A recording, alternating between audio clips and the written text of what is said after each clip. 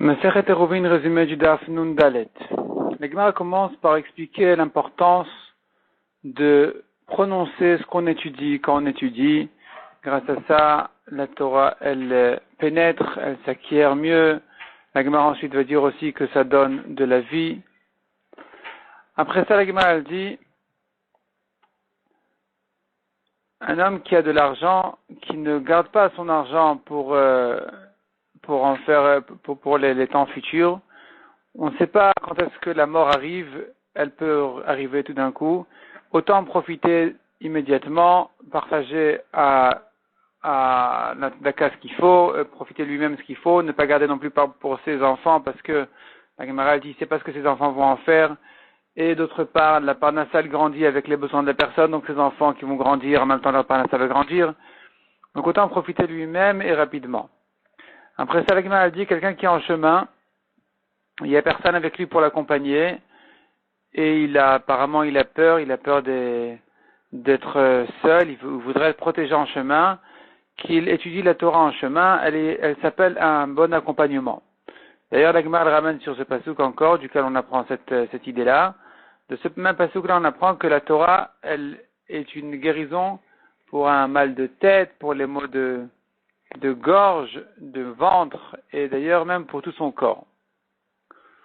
Mieux que ça, dit la Gemara encore, un médicament qui est fabriqué par des êtres humains, il est bon pour ça et mauvais pour ça. Il est bon pour une chose et mauvais pour une autre chose, tandis que la Torah, elle est bien pour tout le corps tout entier. La Gemara reprend encore l'idée de prononcer ce qu'on étudie. Elle ramène encore d'autres psukim. On voit qu'avec ça, on garde son limoud. Le limoud, il est gardé chez l'homme et ça lui offre de la joie.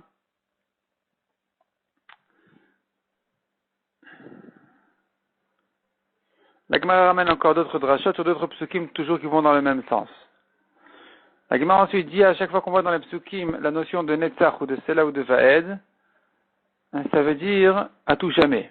La Gemara le prouve des psukim et en réalité ça vient à la suite des premières drachot qu'on a vues à propos de celui qui prononce son limoud, qui lui ses demandes se réalisent.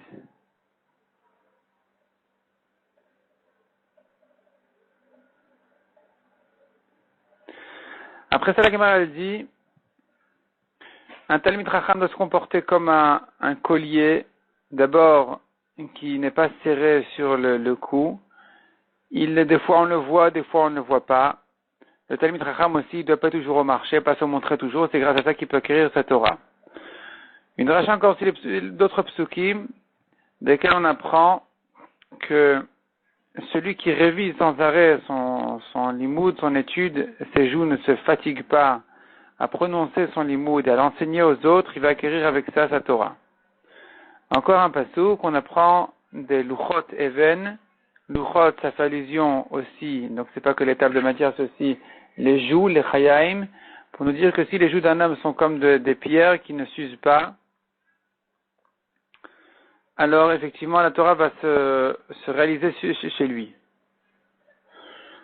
Autre passouk encore, quelqu'un qui se comporte comme un champ qui est piétiné et un champ de parfum qui parfume les autres, donc il a pas d'orgueil, non seulement ça, mais même il parfume tout le monde de sa Torah. C'est avec ça, grâce à ça qu'il va acquérir sa Torah. Autre passouk, Charut à la luchot, on apprend d'ici, la Torah était gravée sur les luchot, et si les premières luchot ne s'étaient pas cassées, alors la Torah ne se serait jamais oubliée d'Israël, parce qu'elle aurait été gravée. On peut faire la dracha aussi, au lieu de Charut qui veut dire gravé, on pourrait dire Cherut qui veut dire aussi une liberté, et ça vient nous apprendre que si les premières luchot ne s'étaient pas cassées, et Israël aurait été libre de toutes les nations, ils n'auraient jamais été dominés par qui que ce soit. La Gemara ensuite ramène encore des psukim à propos du puits de Myriam, le ber Myriam, sur lequel il est écrit qu'il a été donné en cadeau dans le désert, Mimidbar Matana. La Gemara dit celui qui se comporte comme un désert qui est piétiné par tout le monde, il n'a pas d'orgueil, la Torah lui est offerte en cadeau. La Gemara ensuite raconte l'histoire avec Rava et Rav Yosef. Rava qui est allé s'excuser auprès de Rav Yosef qui était un peu fâché sur lui, et Rav Yosef lui a dit d'expliquer quelques psukim qui se suivent.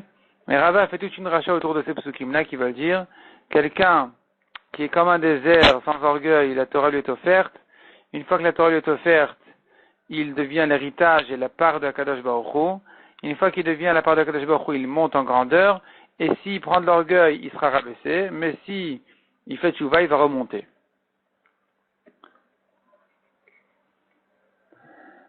La Gemara ramène encore d'autres drachot ou d'autres psukim qui viennent encore renforcer le limoud, l'étude de la Torah. Un passage qui compare le Talmid Chacham à une bête sauvage pour dire, de même que la bête sauvage, elle attrape sa proie, elle la mange immédiatement, le Talmid Chacham aussi doit réviser immédiatement ce qu'il a appris. Ou bien la bête sauvage qui ne se gâte pas, elle prend sa proie telle qu'elle est, même si ça s'abîme, même si ça se salit, le Talmid Chacham il se rabaisse aussi pour sa Torah, pour se donner à sa Torah. Et grâce à ça, il méritera un salaire personnel. Ensuite, la Gemara a dit la Torah est comparée à un figuier, de même que le figuier, quand on le fouille, on trouve toujours des figues qui ont mûri aujourd'hui parce qu'elles ne mûrissent pas en un temps. Pas tout l'arbre mûrit en un temps. Chaque jour, il y en a d'autres figues qui ont mûri. De la même manière, la Torah, un homme peut en profiter tant qu'il fouille dans la Torah, il en profite. Pour cette même raison, la Torah est comparée à la biche qui est toujours chère aux yeux du mâle qui vient la connaître. La Torah est toujours précieuse aux yeux de ceux qui l'étudient. La Torah aussi est comparée le Talmid Chacham est comparé à un bébé qui prend le lait de sa mère et qui toujours y trouve un bon goût à ça. La Gemara ensuite ramène la suite du passage qui dit, pour l'amour de la Torah, tu seras toujours comme un shogé. Shogé, ça veut dire quelqu'un qui s'oublie. Et la Gemara raconte l'histoire de Rabbi Eliezer ben Pedat qui s'oubliait tellement par son limoud, il laissait son manteau dans le marché des quartiers d'en haut de la ville de Tipori, alors que lui, il était dans le marché, dans les rues d'en bas, en train d'étudier la Torah. Une fois, on voulait lui voler son manteau, et voilà qu'un serpent surveillait le manteau pour que personne ne le touche. La Gemara ensuite ramène encore d'autres psukim sur les Talmidei Chachamim, l'importance des Talmidei Chachamim qui vont de ville en ville pour étudier la Torah, qui éclaircissent la Torah comme le soleil à midi, qui sont installés à juger, qui sont ainsi toujours à juger des jugements et mettre la mytho, vrai pour la vraie vérité.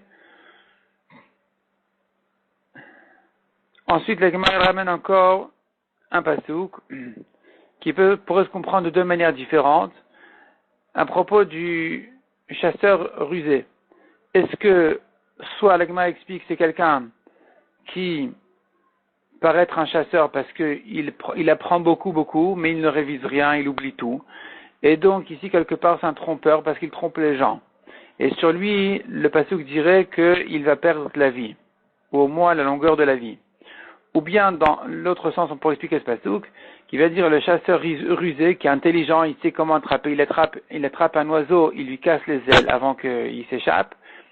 Lui, n'est-ce pas qu'il va en profiter, n'est-ce pas qu'il va griller et cuire ses volailles? Et ça vient faire allusion au Talmid Chacham qui doit casser les ailes de son limoud, de son étude quand il apprend quelque chose pour pas que ça s'envole tout de suite. Le réviser plusieurs fois avant d'apprendre même d'autres nouvelles choses. Parce que sinon il va perdre les premiers enseignements, les premiers halachot qu'il a apprises. Autour de ça, la Gemara ramène encore quelques drachot et quelques messages qui vont toujours dans ce sens-là, où on dirait où le conseil aurait été donné à un Talmid Chacham d'apprendre peu à peu et de réviser beaucoup avant d'avancer, d'apprendre encore d'autres nouvelles choses, de manière à ne pas oublier ce qu'il a déjà appris. Mais avec ça, la Gemara dit, il y a quand même plusieurs Chachamim.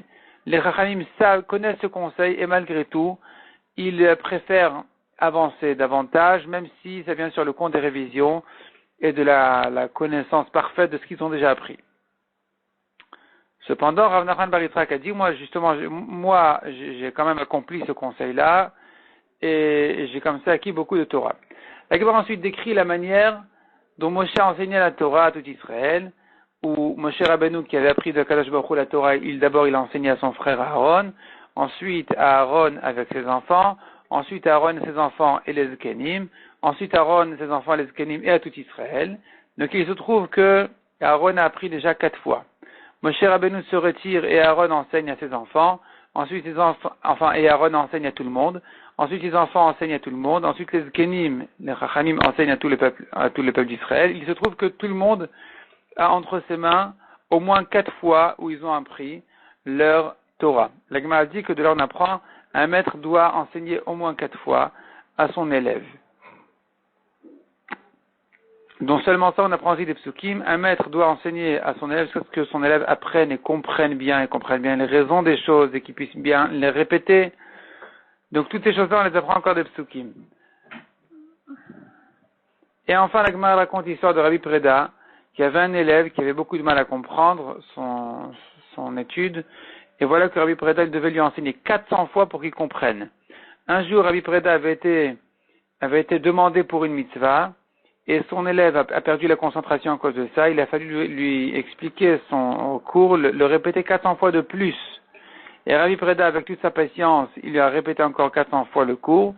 Et après ça, il y a une bat kol, une voix céleste qui est venue demander à Rabbi Preda, est-ce qu'il préfère en salaire 400 ans de vie, ou bien que lui et sa génération méritent tous le Olam Haba. Et Rabbi Preda a choisi la deuxième possibilité, le deuxième choix. Et Akadosh Baruch Hu a dit, donnez-lui et ça, et les 400 ans, et le Olam Haba pour lui et toute sa génération. La Gemara continue en disant, la Torah ne s'acquiert qu'avec des simanim. On l'apprend de plusieurs psukim, que la Torah s'acquiert avec des simanim en se faisant des signes pour se rappeler et se souvenir de toutes les halachot. Une derrière l'autre, on se fait un signe pour s'en rappeler, et c'est comme ça qu'on acquiert la Torah. La Gemara termine cette idée-là en disant, on voit des psukim que la Torah n'est pas dans le ciel ni derrière la mer. Tu apprends de là qu'il aurait fallu, si elle était dans le ciel ou derrière la mer, il aurait fallu y aller. Donc ici aussi, on voit quelqu'un qui a du mal à s'ordonner les idées de Torah. Il doit faire son maximum pour trouver les moyens de s'ordonner les idées, comme par exemple de se faire des simanim, des signes pour s'ordonner toute la halachot de son étude.